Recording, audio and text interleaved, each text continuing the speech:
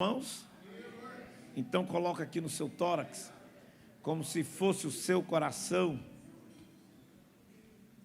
Hoje nós vamos conversar sobre algo muito poderoso, mas que nós precisamos entender. Por que entender? Nós estamos há uns 90 dias, ou um pouco mais, falando sobre a fé, que para quê? Para que possamos aprender a palavra e termos uma fé operosa. Amém? Amém? E hoje nós vamos conversar sobre um dos rudimentos da fé. Por que rudimento, pastor? Porque de fato nós já deveríamos estar fazendo pós-graduação nesse tema, mas ainda não estamos. E por que não estamos? Porque nós não aceitamos direito aquilo que o Senhor Jesus fez na cruz do Calvário por cada um de nós. Repete comigo: Senhor Jesus, eu preciso ouvir a Tua voz. Não quero nada que venha do homem, Senhor, mas eu abro o meu coração. Fala comigo, Senhor. Eu te darei toda a honra, toda a glória e todo o louvor, em nome de Jesus. Amém. Vamos dar um aplauso e um bem-vindo à palavra do Senhor. Bem-vindo à palavra do Senhor, amém?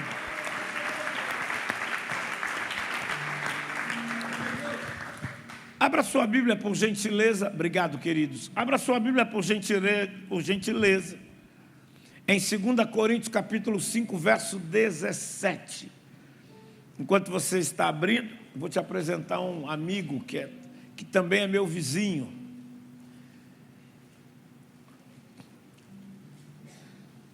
Fica de pé aí, doutor Eduardo.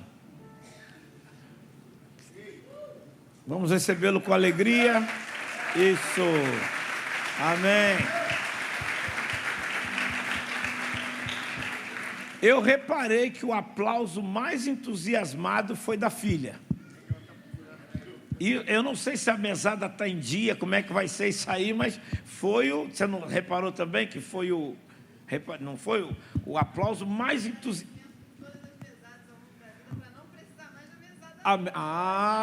Então tá bom. Agradecimento por todas as mesadas ao longo da vida. Essa moça não é boba, não. Olha aí, acho que ela estudou na mesma faculdade de dois abençoados que tem lá em casa. Hoje até achei estranho, pai. Oi, eu estava estudando a palavra e hoje estava uma glicose lá nas alturas e eu não saí de casa hoje. E aí ele foi lá no meu canto, né, que eu chamo de escritório em casa, e falou: tudo bem, pai? Eu falei: tudo bem. Só quer alguma coisa da rua? Eu falei: meu Deus. Aí eu brinquei com ele, que é o Wender. Ele falei: o irmão está bem? Tô, pai. Deixa eu ver se o irmão está com febre. Para de besteira, pai. Eu falei: pô, tu entrou aqui e perguntou se eu quero alguma coisa da rua. Alguma pernada eu vou tomar. Nessa. Falei: Jesus querido. Ai, meu Deus. O nosso tema esta noite: conhecendo a realidade da nova criatura. Conhecendo a realidade da nova criatura. Pastor, mas o tema que nós estamos trabalhando não é sobre a fé. Ok. Só que há um problema quando eu e você não reconhecemos a obra que o Senhor Jesus fez na nossa vida. Não foi a igreja, não foi o pastor. Esses podem ter sido instrumentos, veículos bem pormenorizados. Mas entender o que o Senhor Jesus fez. Por quê? Porque Jesus não é a nossa mais nova religião. Jesus não é a nossa mais nova religiosidade. Jesus, Ele é vivo. A relação e o relacionamento com Ele é vivo. Muitas das vezes eu digo isso porque eu gosto, porque é verdade, e muitos dos nossos irmãos sim. O quê? Quantos têm ouvido a voz de Deus? Eu! E alguém sempre vem, eu não tenho ouvido. Que será que está errado? E aí, às vezes, se há tempo, a gente enumera ali umas questões, mas ouça. Não adianta você crer que vai ter uma fé operosa. Pastor, o que é uma fé operosa? É a fé do Evangelho de Mateus, capítulo 11, verso 23, se não me falha a memória, onde Jesus disse assim: se vocês disserem a uma montanha, e ele está usando uma figura de linguagem para exemplificar problemas, dos mais simples aos mais complicados. Então ele diz: se vocês disserem a uma montanha, erga-te e lança-te no mar, e crer que isto vai acontecer, é exatamente isso que vai acontecer. Então, uma fé operosa é quando eu coloco em prática a autoridade que eu recebi de Jesus. Eu não tenho autoridade de mim mesmo, já que nesse aspecto eu estou falando de autoridade espiritual. Mesmo a autoridade dos homens tem limites, é limitada. Mas o fato é que se você e eu não compreendermos quem somos em Cristo Jesus, o que o Senhor fez por nós, nós seremos pessoas, cristãos, que dizem: eu creio em Jesus, eu sigo Jesus, e as pessoas vão ter um problema. Qual? Elas vão dizer: como que você segue Jesus e eu não vejo na sua vida manifestações de alguém que de fato segue a Jesus? Quem está entendendo? Amém? Então, olha para alguém do seu lado e diga: você não pode ser apenas um seguidor. Não pode. E eu vou ler 2 Coríntios já, e eu estou introduzindo o assunto, e vou usar então agora o Evangelho de João no capítulo 3. Todo mundo sabe o que aconteceu ali. Ali também está o que a gente chama, ou diz, de um menor versículo da Bíblia. Jesus tem um encontro à noite, às escondidas, não por parte do Senhor, mas Nicodemos. E num dos versículos deste capítulo, se não me falha a memória, o verso 16, quando Jesus diz que ele precisava nascer da água e do Espírito, e a água não é a que a SEDAI fornecia, e agora é as águas do rio, não, mas a palavra, o Espírito. E Nicodemos não está entendendo. Peraí, Senhor. Se eu não nascer da água, você sabe quantos anos eu tenho? Quer dizer que eu vou ter que voltar para o ventre da minha mãe, nascer?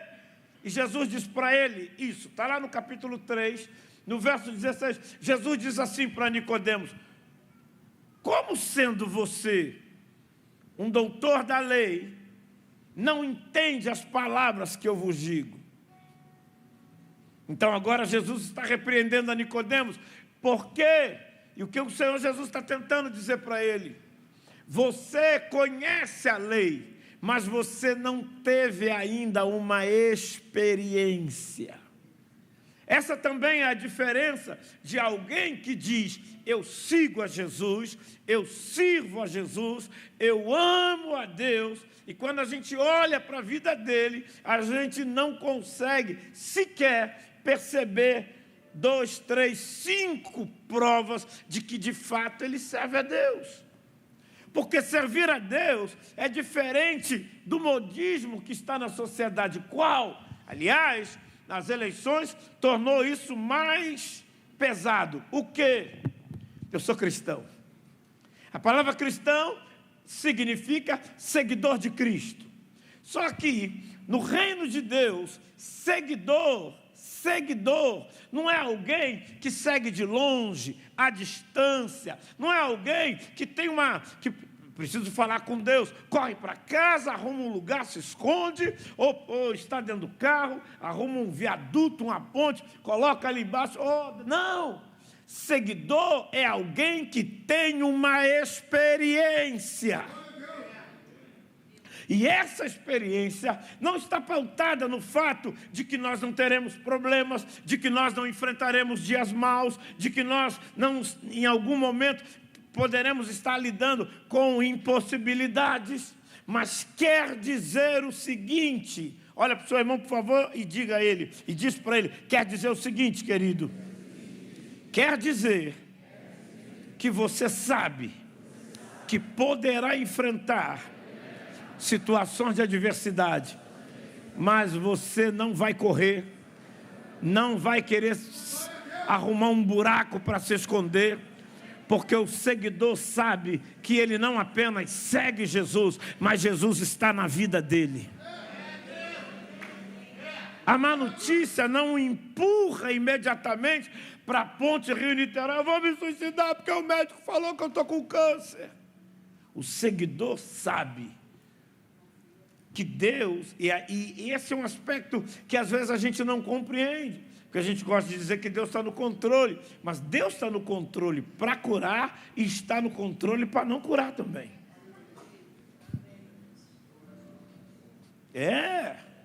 Sim. Segunda-feira eu estava ministrando de manhã numa cerimônia fúnebre e eu disse isso. Não adianta alguém aqui me perguntar por quê. Eu até brinquei com um querido amigo que eu encontrei lá, e eu disse, se o Deus tivesse me perguntado, Gregório, pois não, Senhor, quem eu levo? Poxa, eu tinha uns caras aí para indicar, no atual governo, inclusive. Eu diria, Senhor, está aí, ó, Lula, Dilma, Zé Disseu, Flávio Dino, quem mais? Só pedisse, eu indicava uns caras. Mas fique em paz, eu não indicava nenhum de vocês que estão aqui essa noite. Olha aí, ó. Glória a Deus, saí bem dessa, né, Claudão? Meu Deus. Mas, vem comigo, 2 Coríntios, e você tem que entender o que, quando Jesus entrou na sua vida, amém ou não amém? Você se tornou uma nova criatura. Diga, eu sou uma nova criatura. Agora, qual é o componente que complica isso? Que eu não me tornei uma nova criatura com velhos hábitos. Eu me tornei uma nova criatura com novos hábitos. Que novos hábitos são esses, pastor? Os novos hábitos do reino de Deus, escritos na sua palavra. Escritos e declarados também em Gálatas capítulo 5, onde está os frutos da carne e os frutos do Espírito.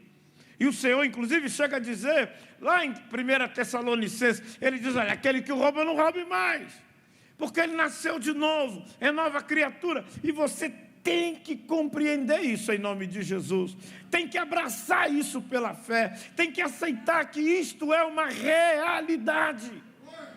Mas, pastor, quais são os dois componentes que dificultam esse entendimento? Primeiro, a nossa raiz religiosa. Porque a religião nos ensinou que a gente tinha que a vida inteira autoflagelar-se, autocomiseração, eu sou o zero à esquerda, eu não sou nada, eu não presto, eu sou velho. Querido, isso parece algo espiritual, mas não é. Por quê? Porque quando você nasce de novo, o Espírito Santo vem morar dentro de você. E você não acha que há algum problema? O Espírito Santo seria a mesma coisa. A mesma coisa. O quê? Seria a mesma coisa que o Espírito Santo fosse morar dentro do Fernandinho Beiramar e ele continuasse vendendo droga. Porque quando eu e você não entendemos, repete após mim, eu nasci de novo. Diga, eu nasci de novo. Fala para o teu irmão, inclusive, você não é responsável por produzir a fé que você precisa. Porque até a fé é dom de Deus, Ele te deu. Ele te deu fé para crer. Ele deu a você, a mim, a nós, fé. Eu creio. Amém? 2 Coríntios 5,17, eu disse que hoje a gente ia conversar sobre os rudimentos. Por quê? Porque você tem que entender isso. 2 Coríntios 5,17. E eu hoje não vou demorar nadinha. Portanto, se alguém está em Cristo. 2 Coríntios 5,17. Achou aí, amém? Acho que está. Está no telão também. 5,17. Portanto, se alguém está em Cristo. Parece-me que Deus propositalmente fez um silêncio para responder. E ele diz: se alguém está em Cristo, é nova criatura. Eis que as coisas velhas. O que são as coisas velhas, pastor? O pecado, a bebedeira, o vício, a droga, seja lá o que for que eu e você fazíamos, antes de termos um encontro com Ele. Mas agora tivemos um encontro com Ele, amém? As coisas novas já passaram, as coisas velhas já passaram, e eis que tudo se fez novo. Agora, veja, não cai bem, não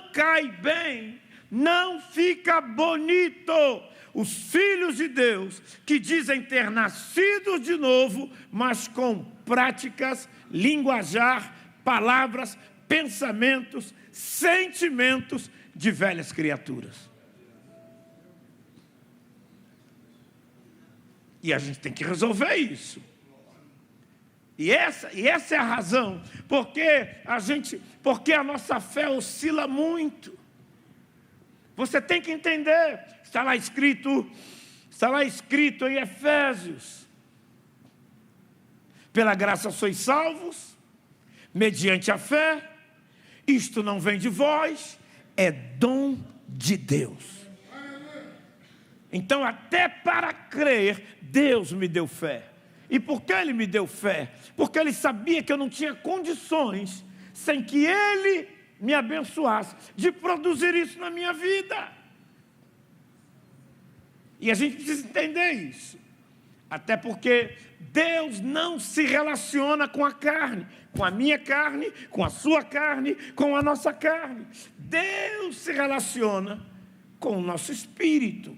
Só que o nosso espírito estava morto nos nossos delitos e pecados. E é bom que a gente compreenda isso. Quando Adão e Eva, lá no Éden, pecaram, a coisa não se resumiu apenas a eles. Quando eles pecaram, eles arrastaram toda a humanidade para esse contexto. Toda. Só que a alegria, e como eu tenho alegria em dizer isso, é que quando Jesus morreu na cruz, Ele não arrastou, não, Ele resolveu tudo. Não faltou nada, não ficou absolutamente nada para Deus fazer ou resolver, porque Ele resolveu.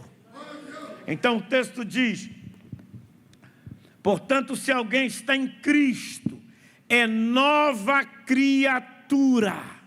Ainda tem alguém sentado aí à sua direita ou esquerda? Olha para ele, por gentileza, e diz: quando Deus diz que em Cristo nós somos novas criaturas, Deus está nos dizendo que as suas emoções, as emoções velhas, as emoções do passado, também foram curadas, libertas. Porque se eu e você tentarmos trazer para o relacionamento com Deus, através de Cristo, do seu sacrifício, essas emoções velhas, você nunca vai conseguir dizer: eu tenho fé. Por quê?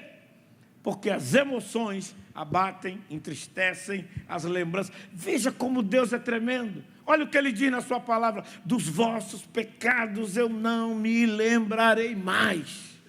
Só que a gente acha que Deus, que o relacionamento com Deus não é através do que Jesus fez, mas é através da nossa religiosidade.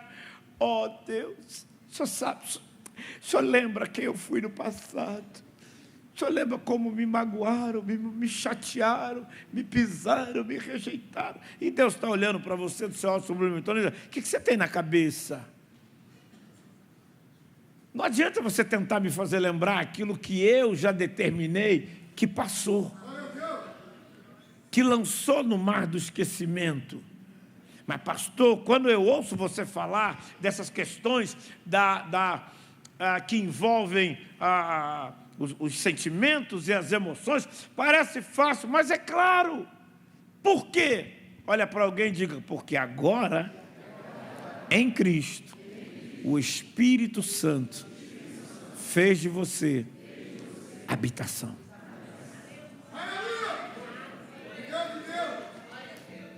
Habitação. Quem habita aí é o Espírito Santo. Quem está aí dentro é o Espírito Santo. E é Ele também, como diz a própria palavra de Deus, que vai nos conduzir a toda a verdade. Então, meus amados, eu vou terminar de ler. Melhor assim. Vem comigo. Aí ele diz: é nova criatura. O que ele diz? As coisas velhas, as coisas antigas, as coisas que permeavam aquela vida antiga, ok? Olha o que ele diz: já passaram. E ele diz assim: eis que surgiram coisas novas. Passou. Isso não quer dizer que eu e você nos tornamos super-homens, mas quer dizer que eu e você não somos mais escravos do pecado. Pastor, me dá um exemplo do escravo do pecado. O escravo do pecado é a pessoa, e eu já fui assim.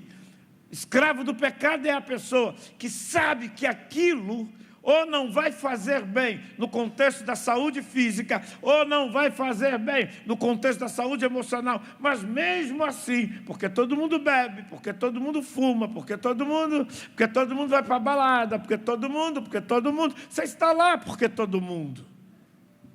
Mesmo sabendo que aquilo ali, porque uma coisa é felicidade, outra coisa é alegria. Alegria está sempre relacionado com aquilo que é de pouca duração. Felicidade é fruto do Espírito Santo. Então eu não preciso depender de nada para ser feliz, porque eu sou feliz. E eu não sou feliz porque eu sou pastor, eu sou feliz porque eu nasci de novo. E um dos frutos do Espírito Santo é essa felicidade. E quando a felicidade que reside em nós é fruto do Espírito Santo, as circunstâncias não vão ditar o seu humor. Eu esperava ouvir um pouco mais de amém. As circunstâncias não podem ditar o seu humor. Por quê, pastor? Porque o Espírito Santo está aqui. Ah, sim, mas então a sua mãe faleceu e o senhor foi lá contar piada? Claro que não. Não é isso que eu estou falando. Volta, vem comigo. Olha para alguém do seu lado e diga: Jesus já te redimiu. Fala para ele. Isso quer dizer o seguinte: Ele pagou o preço e você não ficou devendo Ele nada.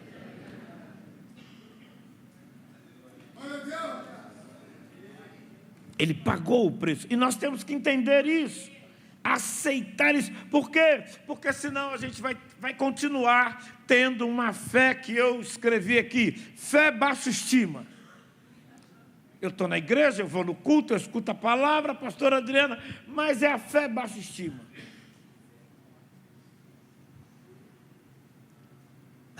Não vou falar isso. A fé é baixa estima. Não, pastor, mas ouvindo o senhor, parece que o senhor não tem problemas. Eu tenho, os problemas é que não me tem. Porque eu continuo seguindo em frente. Eu continuo seguindo em frente.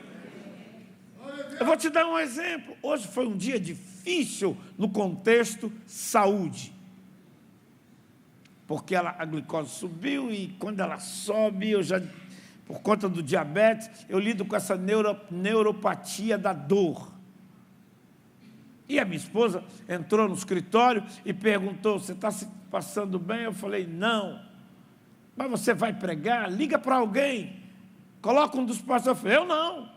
E ela disse, eu não entendo. Você não está sentindo dor? Olha o seu semblante. E eu disse, e você não quer colocar ninguém? Eu falei, minha filha, o remédio da minha cura está no altar e não ficar em casa. Eu estou negando a circunstância? Não, mas eu não permito que a circunstância me paralise. Amém ou não amém? Então eu tenho que crer que Deus está na minha vida. Deus não está na sua e na minha vida apenas quando tudo está ótimo.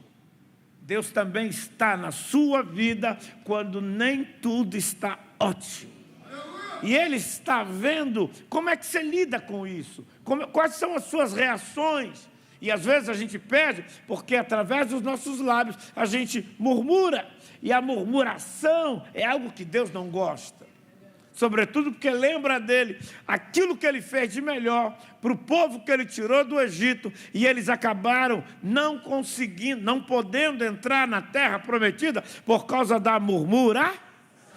Coloca uma das mãos aí, se você tem liberdade com esse querido ou querida, à sua esquerda ou direita, coloca uma das mãos no ombro dele ou dela e diga, meu amado, nós não negamos a luta, o problema, o vento contrário, mas não paralisamos, não retrocedemos, não jogamos tudo pela janela. Diga, eu estou lutando, mas estou seguindo em frente. Eu estou seguindo em frente. Você precisa seguir em frente e continuar seguindo em frente. Por quê, pastor? Porque você está debaixo de uma promessa que está em Deuteronômio capítulo 28, quando o Senhor diz na sua palavra, as minhas bênçãos, o Senhor dizendo, virão sobre ti e te alcançarão. Amém ou não amém? Então você precisa crer e entender o que? Agora eu estou lutando, agora eu estou sentindo dor, agora eu estou lidando com determinadas circunstâncias e situações que não são brincadeira. Porém, isso não quer dizer que a luta vai anular a promessa. Porque a luta não tem autoridade para anular a promessa. Olha para alguém e diga, você está lutando e a luta não fez você perder a promessa. A promessa de Deus na sua vida está valendo. A promessa de Deus na sua vida é um fato verídico. A promessa de Deus na sua vida, meu irmão, nem o diabo tem condições de remover a promessa. Que é a promessa? A palavra da sua vida. E é isso que o diabo não suporta, olhando para nós. Por quê? Porque estamos em Cristo. É fato que lutamos, é fato que enfrentamos lutas, é fato que encaramos ventos contrários. Porém, eu não vou recuar. E eu não vou desistir. Olha para o lado e diga, estou seguindo. Continua seguindo. Porque aquele que fez a promessa é fiel. Continua indo em frente. Continua sonhando, continue planejando, continue acreditando, continue vendo pela fé. Porque, meu irmão, na hora da adversidade, você tem que enxergar pela fé e não com os olhos naturais. Porque se enxergarmos com os olhos naturais, sabe o que veremos? A luta. Sabe o que sentiremos? A dor. Sabe o que vai nos acontecer? A gente ficar angustiado, triste. Aí o semblante cai, porque às vezes a gente também gosta um pouco disso. Eu sei que você não está muito bem. Vai ver se eu estou na esquina, meu irmão. Já estou lutando, já tem o diabo para ficar jogando seta, porque a batalha espiritual acontece entre a orelha direita e a orelha esquerda. Olha para o seu irmão e fala para ele: permaneça. Diga, permaneça. Porque Deus é fiel. E depois dessa luta, Ele vai colocar um poderoso testemunho nos seus lábios.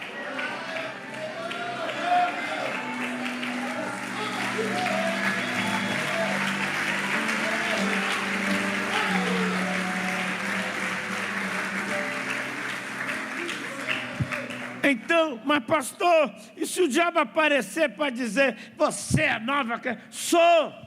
Eu não sou porque eu estou dizendo, eu não sou porque eu acho, eu não sou porque o pastor Marcos Gregório disse, eu sou porque Deus falou. Deus falou. Repete após mim: eu sou tudo aquilo que a Bíblia diz que eu sou. Eu tenho tudo aquilo que a Bíblia diz que eu tenho. E eu posso tudo aquilo que a Bíblia diz que eu posso. Eu posso. Você pode. E um dos textos que eu mais gosto de lembrar e citar, 1 João 5,4. E essa é a vitória que vence o mundo, a nossa fé. Enfrentar lutas e adversidades, eu não estou dizendo que é legal. E também não estou dizendo, gente, olha para mim, eu sou o cara. Não estou falando nada disso. O que eu estou dizendo é que já que você nasceu de novo, então permaneça. Então siga em frente. Confia no Senhor. Faz como Abraão, Romanos 4,17, chamando à existência as coisas que não são, como se já fossem. Por quê, pastor? Porque toda promessa, toda bênção, toda vitória, todo milagre, toda porta aberta, pode ainda não existir no físico, mas já existe no reino do Espírito. Espera aí, pastor, como é que você sabe que isso já existe no reino do Espírito? Como é que eu sei? Eu sei por causa da promessa. Eu sei, obrigado Espírito Santo. Eu sei por causa de Jeremias 29:11. Bem sei que pensamentos, diz o Senhor, tenho a vosso respeito. Pensamentos de paz e não de mal, para vos dar o fim que desejais. Agora, qual é a parte incrível desse versículo? Você dirá todo ele, eu direi não. A metade, não. Qual é a parte incrível desse versículo? Esse versículo contém uma poderosa promessa que muitas das vezes a gente não enxerga. Qual é a parte incrível desse versículo? Vou citá-lo novamente. Jeremias 29:11. Bem sei que pensamentos tenho a vosso respeito, pensamentos de paz e não de mal, para vos dar o fim que desejais. Olha para o lado e diga para ele: o incrível é que Deus não está apontando para amanhã, não está apontando para agora, Deus está apontando para o futuro. Futuro é, daqui a um segundo, passou um segundo, daqui a um segundo você está no futuro.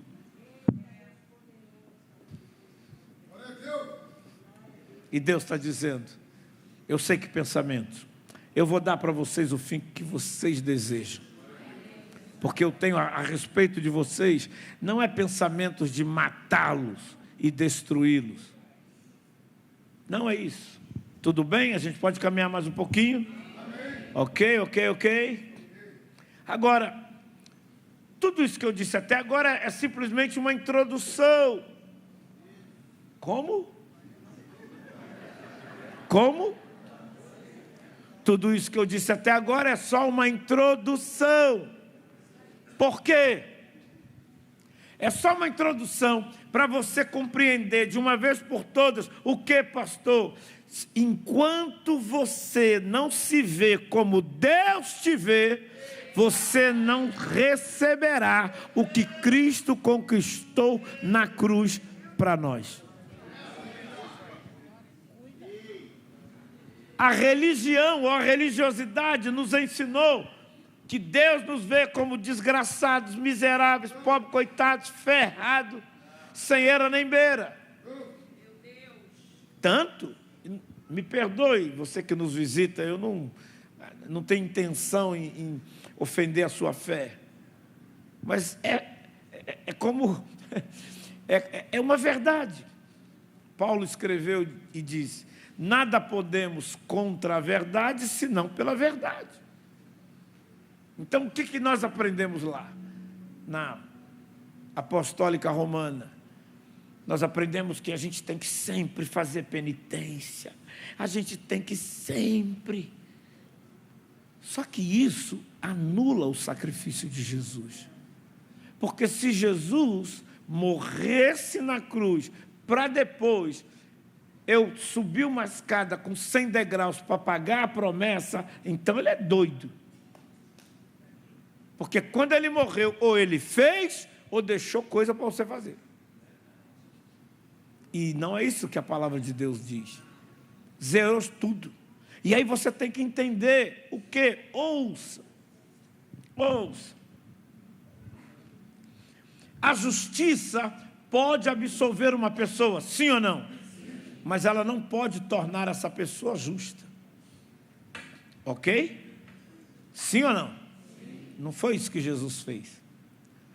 Jesus pagou o preço pelos nossos pecados. E ouça, vou te falar uma coisa incrível. Estava bebendo disso hoje.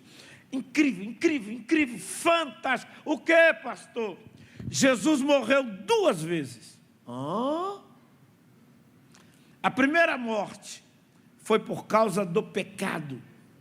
Quem teria que pagar o preço pelo nosso resgate teria que se colocar na posição de Adão e Eva para ter autoridade de descer às regiões inferiores da terra e dizer: diabo, eu paguei o preço. E imagina o diabo dizendo: o senhor pagou o preço? Paguei. A segunda morte. Mas você está falando aqui comigo? E a exigência é que aquele que veio para pagar teria que morrer. Ele diz: olha o corpo lá. Ele não morreu no espírito, mas ele morreu no corpo. Por isso que a Bíblia diz que ele se tornou pecado em nosso lugar. Aleluia. Então, pastor, mas como é que Deus me vê? Deus te vê através do sacrifício de Jesus.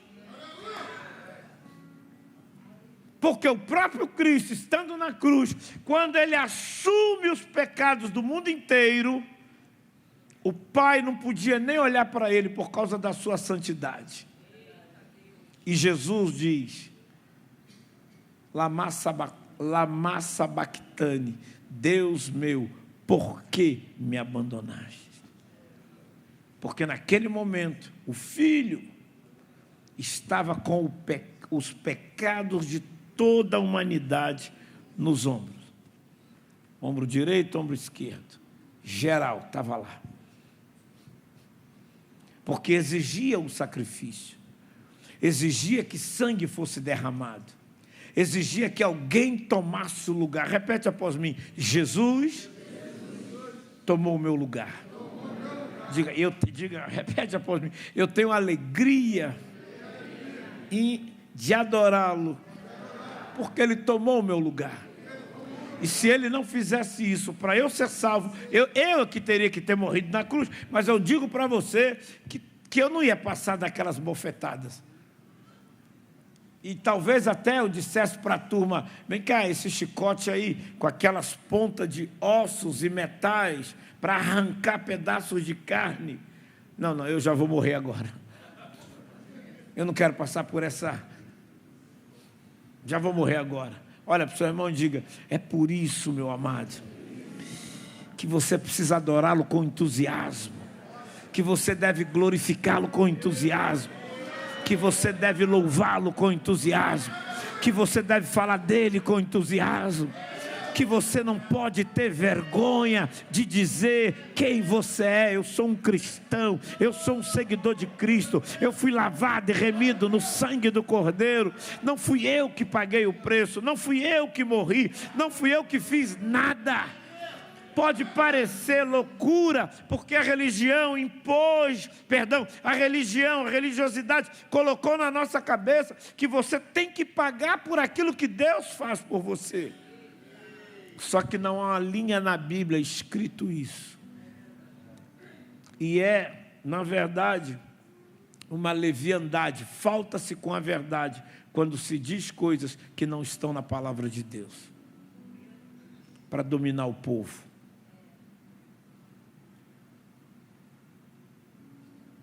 Foi Ele. Ouça. Quando eu falo de nova criatura, eu não estou falando da carne. Não é a carne que é a nova criatura, mas é o Espírito que está aqui dentro, que está aí dentro. Por quê? Porque aquele velho espírito morto pelo pecado não servia para nada. E Deus, quando nos salvou, nos deu do seu Espírito Santo. Amém ou não amém? Agora, essas novas criaturas precisam abrir mão dos velhos hábitos. Quais hábitos, pastor? Os hábitos do homem que vivia no pecado, que desagradava a Deus.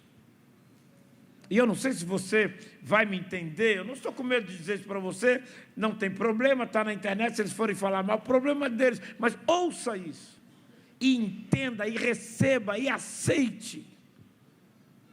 Você, para pecar, tem que fazer muito esforço. Por quê, pastor? Então, o senhor está dizendo que eu deixei de ser pecador? Não, mas para pecar eu tenho que fazer esforço. Por quê? Porque eu tenho o Espírito Santo aqui dentro de mim. Antes eu lutava contra os desejos da minha carne, da minha alma, sozinho, mas quando Cristo... Eu não sou, você não é mais escravo do pecado. Por isso que quando as pessoas veem um crente em Jesus fazendo as mesmas coisas que eles fazem, é um escândalo. Porque por mais que eles não tenham a devida revelação do que Deus fez, eles têm uma consciência moral.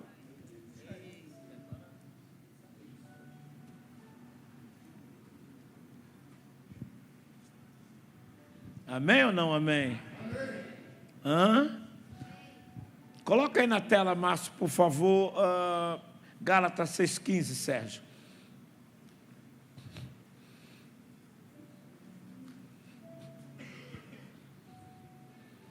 Vamos terminar lendo uns textos aqui. Olha lá, ó. Porque em Cristo Jesus, nem a circuncisão, circuncisão, lei, incircuncisão, religiosidade, tem virtude alguma, mas sim o ser uma nova criatura.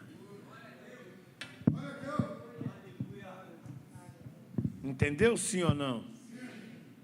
Olha para o seu irmão e fala para ele, isso quer dizer que o que conta para Deus, se estamos em Cristo, é o ser nova criatura.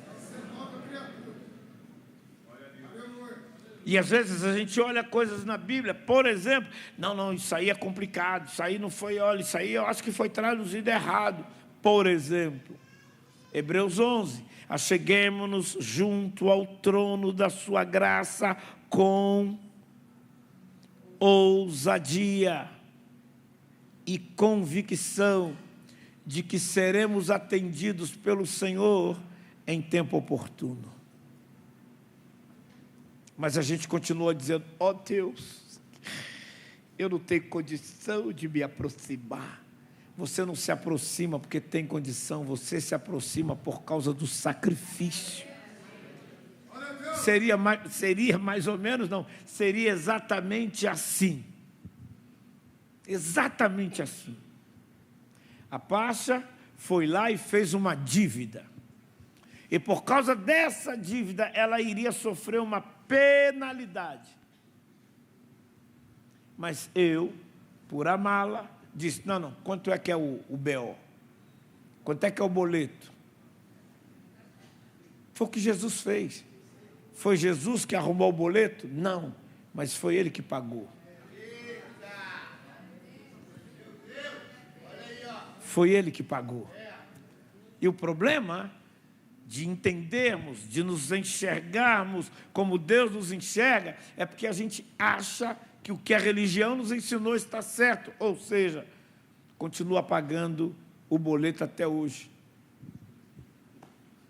E aí, quando você tem a oportunidade de adorar a Deus, ó, Senhor. Aí, quando você tem a oportunidade de se aproximar dele, Senhor, não dá, para mim não dá. E o diabo ganha com isso. Por quê? Porque a palavra trevas, o radical dela no grego é ignorância. Ou seja, não é a ignorância que a nossa cultura diz, que é alguém que acorda mal-humorado, não. Ignorância no sentido de ignorar uma verdade. Obrigado, pastora. De ignorar um conhecimento, de ignorar o que o Senhor fez pela sua vida. E aí, por favor, não sai daqui dizendo que eu estou te ensinando heresia, mas veja, a própria Bíblia diz isso. Em Cristo, nós somos herdeiros de Deus e co-herdeiros com Cristo. O que eu fiz para herdar alguma coisa de Deus? Nada. Não, fiz. Aceitei Jesus como Senhor e Salvador da minha vida, estou cumprindo os 2 únicos sacramentos que Ele deixou para a igreja, que é o batismo e a Santa Ceia, que hoje a turma não valoriza mais, mas foi Jesus que mandou fazer isso.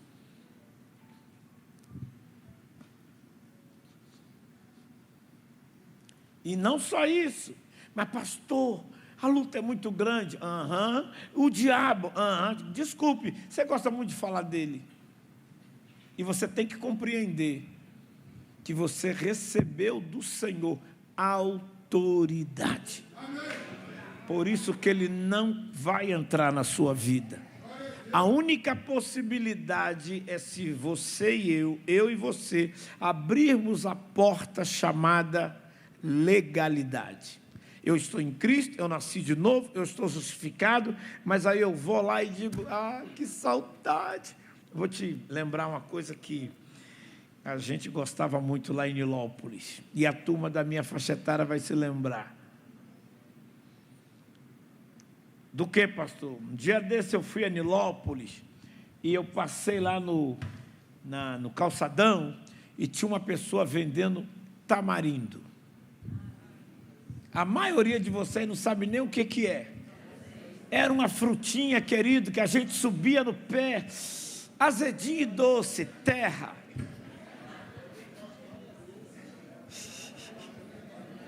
Não é?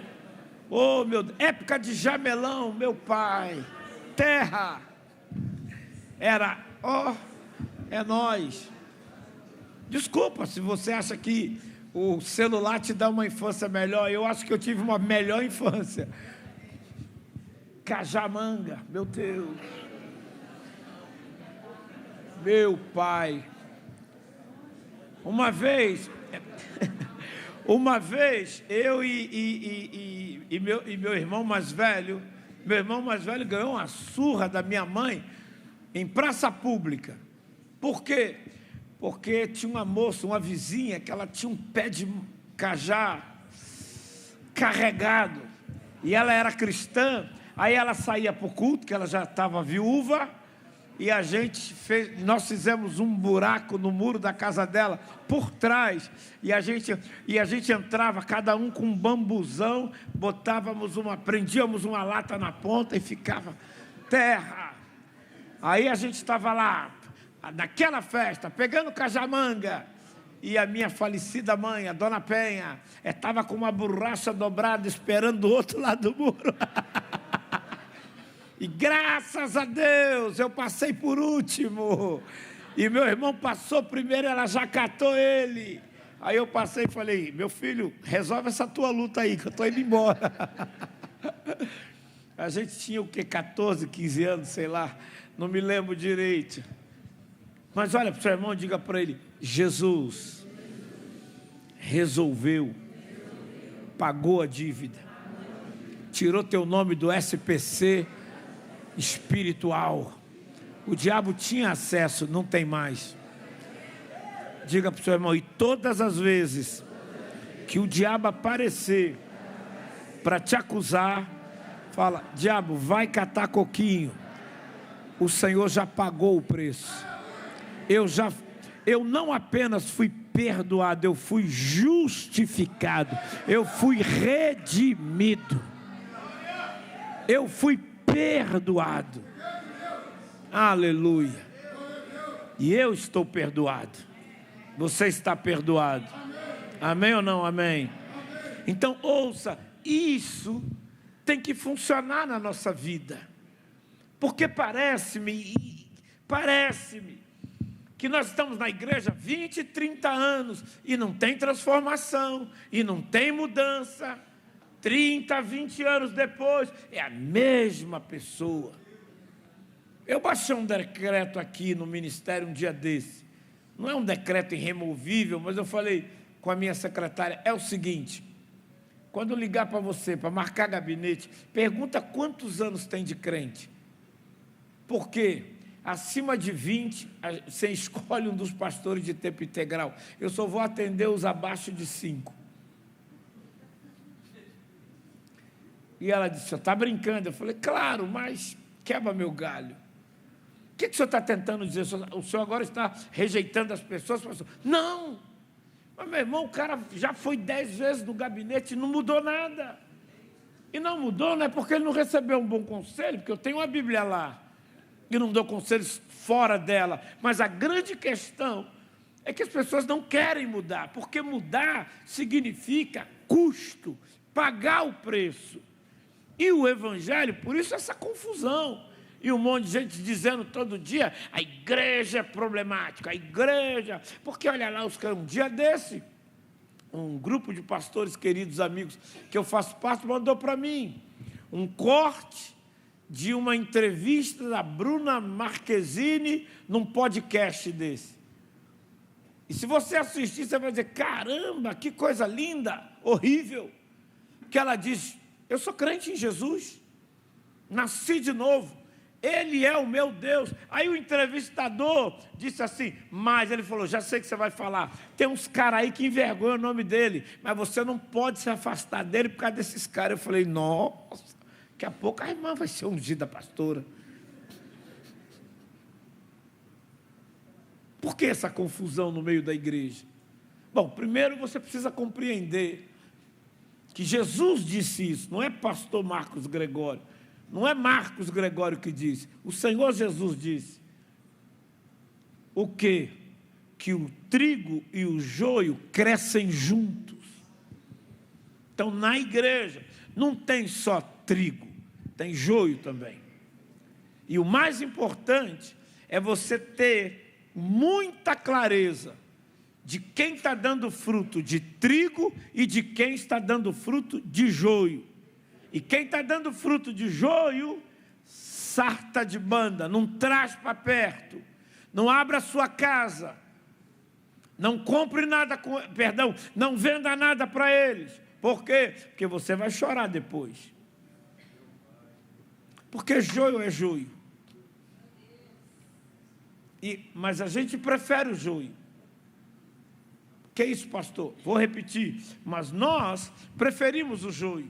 Como assim, pastor? Porque a gente acha que o trigo é chato.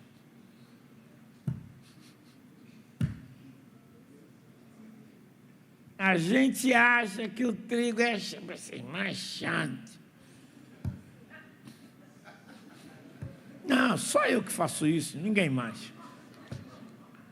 A gente prefere andar do lado do joio.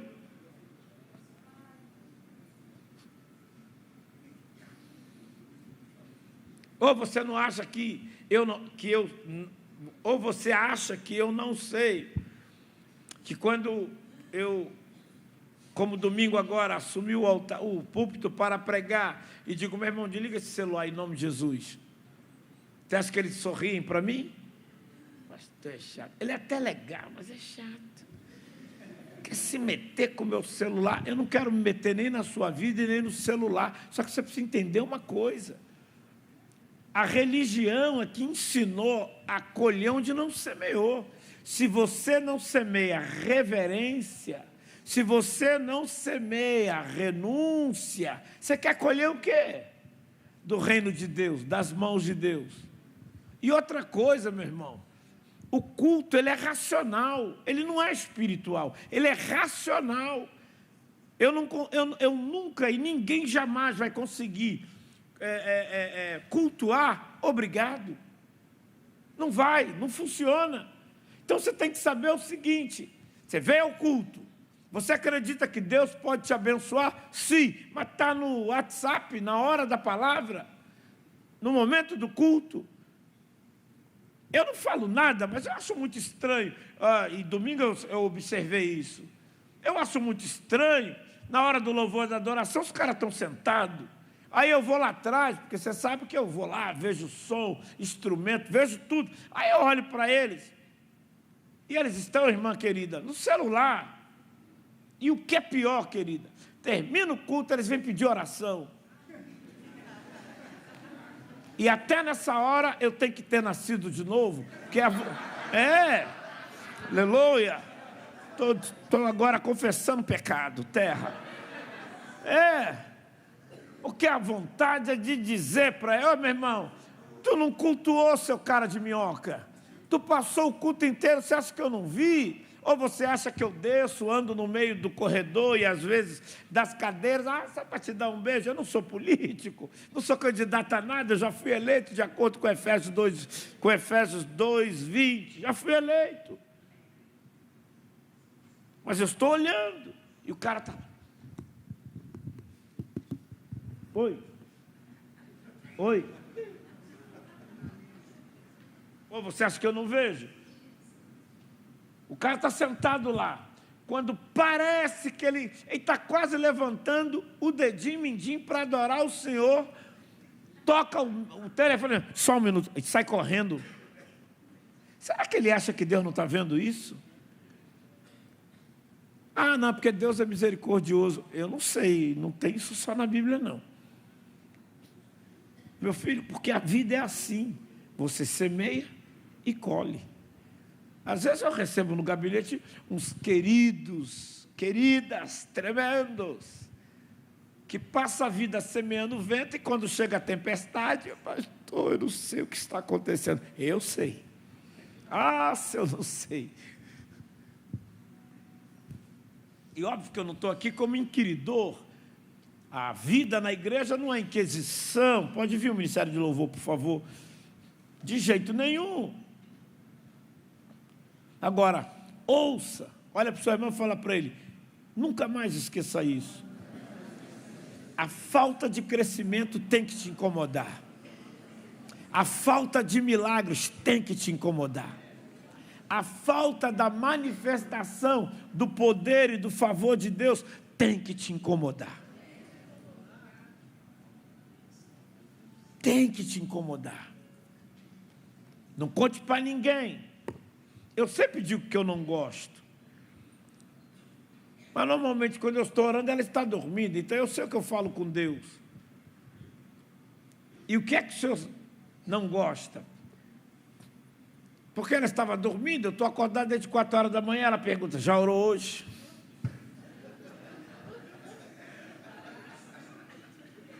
Minha esposa. O que é que você vai pregar hoje? Aí eu vou falar sobre novas criaturas. Sei lá, isso está meio enrolado. Eu falei: Jesus, como assim? A irmã estava dormindo, eu estou acordado desde 2, 3, 4 da manhã. com o Senhor na sala do trono. A irmã acorda 9 horas e pergunta o que é que eu vou pregar. E quando eu dou o tema, ela diz, se está enrolado, o senhor não podia falar isso comigo e já me livrar dessa...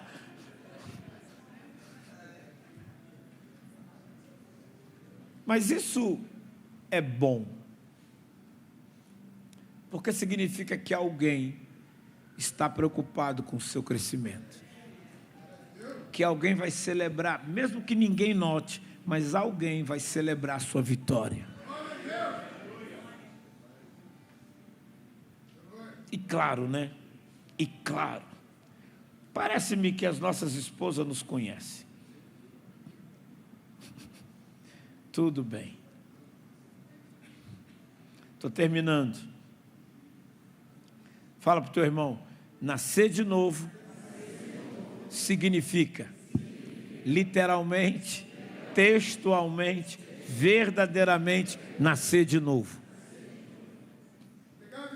E esse nascimento não é que, como entendeu Nicodemos, eu vou ter que voltar para a barriga da mãe. Não, não, não. Esse novo nascimento é a experiência que nós temos com o Senhor Jesus. E por que nascer de novo? Porque nós nascemos no pecado e em Cristo nós agora vamos nascer em Deus e viveremos para Deus. Aleluia. Tudo bem? Amém ou não amém? Quantos ainda desejam ver, receber milagres de Deus na sua vida? Olha para o lado e diga, você vai precisar crescer um pouco mais. Diga, crescer na comunhão, crescer na fé, na palavra, crescer no relacionamento com Deus. Porque você já está na igreja há 10 anos e parece que você continua com os mesmos hábitos. Um dia desse, aqui tem um casal de irmãos, eles são obreiros da igreja. E tem um menino, a menina, a mais velha é uma adolescente, e uma outra menina, que eu sempre brinco com ela nessa questão aí da matemática. E o irmão dela é pilha Duracell elevada a pi. É bagunceiro. Aí ele estava correndo ali, que é perigoso, lá na parte da obra. E eu falei, rapaz, já não te falei para você sair daí. E os filhos do Jefferson, tem um também, o nosso irmão, o irmão aqui tem 2 que é trem-bala, misericórdia. E eu brinco com eles que eu falo, e aí, cara? Oi, pastor, e o culto? Ele, pastor, foi maravilhoso. E por que o irmão está suado? Não sei, está calor. Aí eu falo, como assim? Mas ouça, e aí eles estavam lá brincando, e obviamente eu preocupado eles correrem lá na obra e se machucarem. E aí eu falei para os dois senta aí, um em cada cadeira, e espera o pai e a mãe, porque hoje o anjo do concerto vai visitar os irmãos. E aí não o filho do Jefferson, o outro, ele começou a chorar. E eu falei, por que você está chorando? Eu estou chorando porque eu não consigo. E eu falei, como? Ele disse, eu estou chorando porque eu não consigo. E eu falei, peraí, você não consegue o quê? Eu não consigo ficar quieto.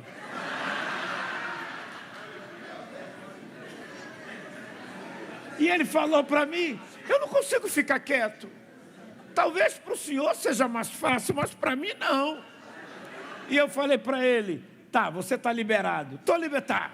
Aí o filho do Jefferson perguntou, por que ele está liberado e eu não? Porque ele foi sincero.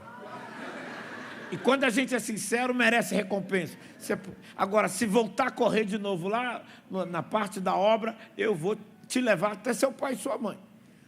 Aí ele, não, tudo bem, eu vou tentar, pastor, mas eu não consigo. O que eu quero dizer, você consegue perceber a pureza da criança? E é isso que a obra de Cristo, que Deus quer que a obra de Cristo faça nas nossas vidas. O quê?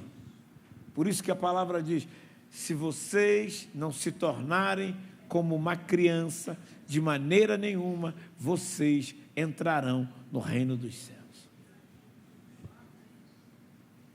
Amém? Eu quero terminar com isso. Eu quero declarar isso na sua vida.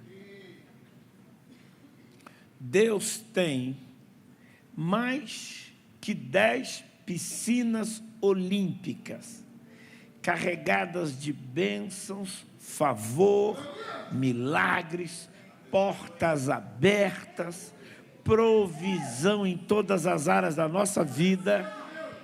Mas, pastor, eu não estou vendo nada acontecer.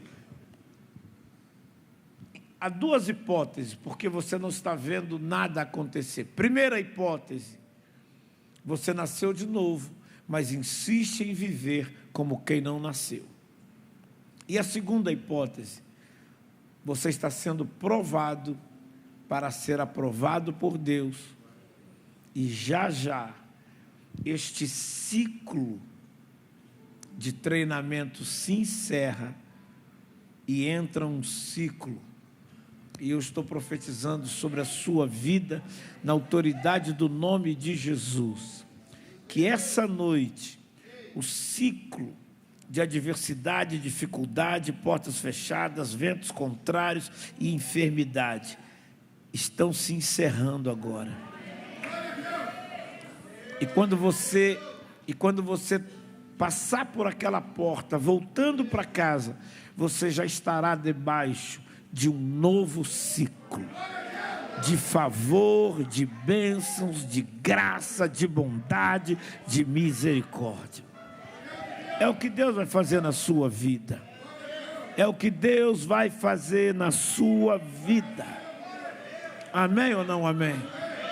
Estou concluindo. Quando Deus criou Adão e Eva, nós éramos filhos de Deus. E quando Adão e Eva pecaram, nós perdemos esse direito. Imagina, é uma coisa muito doida e louca. O seu filho nasceu na sua casa e você deserdou ele, por causa do pecado, da desobediência. Mas então vem Jesus, paga o preço e faz de você, de mim, de nós, filhos novamente. E o Pai tem prazer em abençoar os filhos. Amém? Amém ou não amém? Pastor, momentinho, pois não. Eu não estou vendo essas bênçãos. Bom, para você ver essas bênçãos, você vai ter que deixar Deus ser seu Pai. Porque muitas das vezes a gente toma decisões, escolhas e atitudes que Deus não vai poder fazer nada, porque você assumiu a rédea.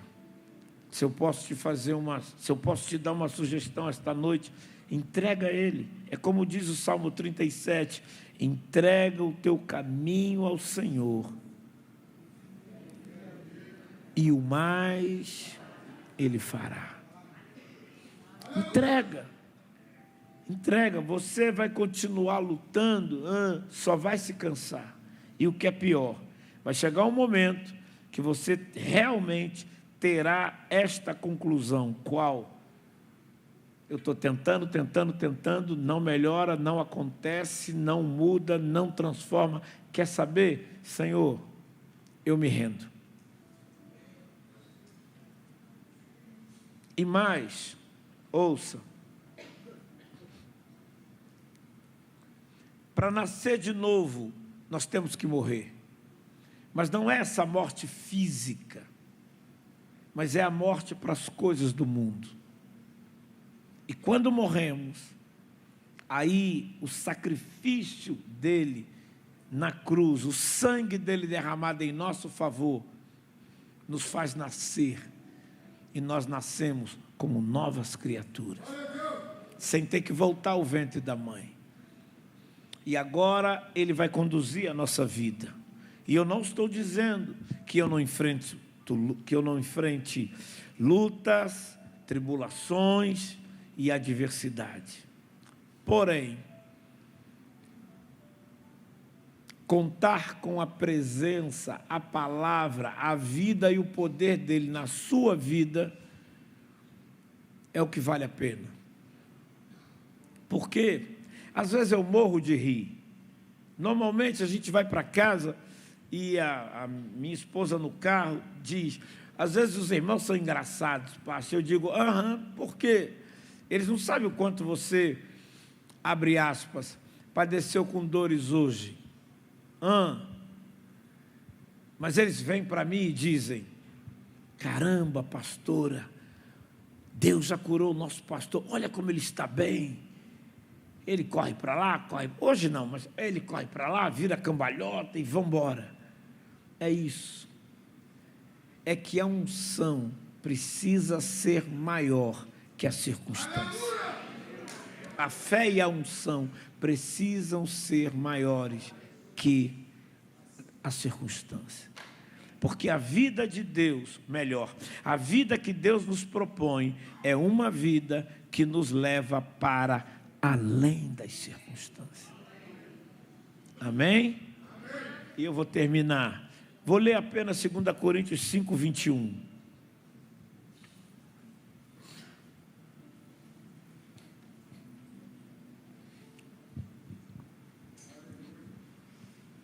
Então Jesus toma os pecados de todos nós. E o que isso provocou na vida dele? Ele teve que morrer espiritualmente para poder morrer no contexto humano e ressuscitar exatamente num dos textos que eu mais amo e gosto de citar. Qual? Mateus 28, 20.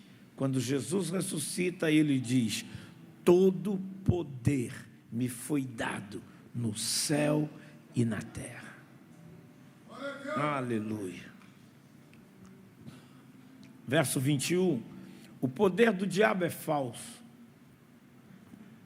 É igual, outro dia uma pessoa estava contando que foi ao Paraguai. Tinha ido com a esposa, lá onde está as cataratas. Obrigado. Foz do Iguaçu. Aí um dia ele combinou com ela: vamos atravessar a ponte e vamos lá no Paraguai? Tá, vamos. Aí entrou numa loja lá de semijoias e ela gostou de um brinco. Aí a moça falou o preço. Aí ele pegou R$50 e deu para ela. E ela então pegou R$50 e ficou colocando contra a luz, esfregando os dedos para ver se a nota era falsa. E ele disse, eu quase perguntei: você me dá um certificado de que essa semijoia não é falsa? Porque eu estou no paraíso das coisas falsificadas e você está olhando para a minha nota. É por aí a relação com o Senhor. Olha para o teu irmão e fala para ele: toda vez que Satanás aparecer com acusações, é uma nota falsa, porque a nota verdadeira foi aquela que foi paga e todo escrito de dívida foi removido.